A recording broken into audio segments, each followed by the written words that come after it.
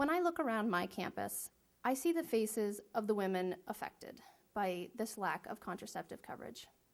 And especially in the last week, I have heard more and more of their stories. On a daily basis, I hear from yet another woman from Georgetown or from another school or who works for a religiously affiliated employer, and they tell me that they have suffered financially, emotionally, and medically because of this lack of coverage. And so I'm here today to share their voices, and I want to thank you for allowing them, not me, to be heard. Without insurance coverage, contraception, as you know, can cost a woman over $3,000 during law school. For a lot of students who, like me, are on public interest scholarships, that's practically an entire summer's salary. 40% of the female students at Georgetown Law reported to us that they struggled financially as a result of this policy.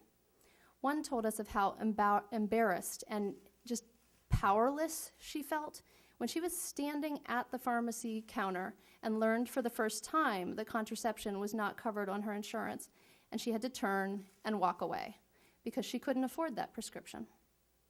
Women like her have no choice but to go without contraception. Just last week, a married female student told me that she had to stop using contraception because she and her husband just couldn't fit it into their budget anymore. Women employed in low-wage jobs without contraceptive coverage face this same choice. A friend of mine, for example, has polycystic ovarian syndrome, and she has to take prescription birth control to stop cysts from growing on her ovaries.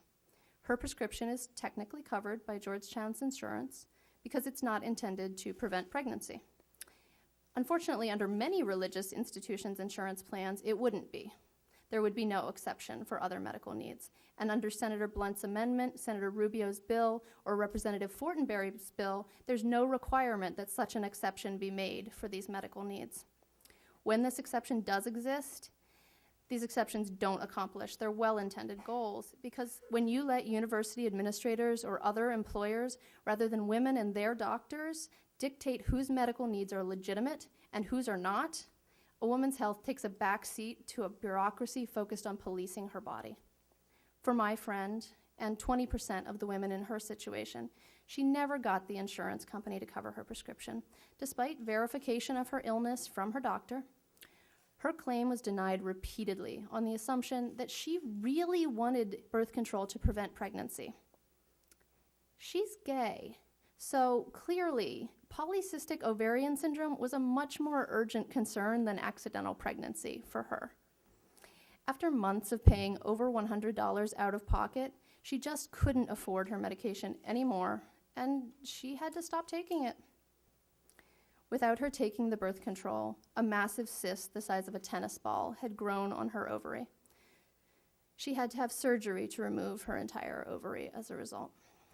On the morning I was originally scheduled to give this testimony, she was sitting in a doctor's office, trying to cope with the consequences of this medical catastrophe.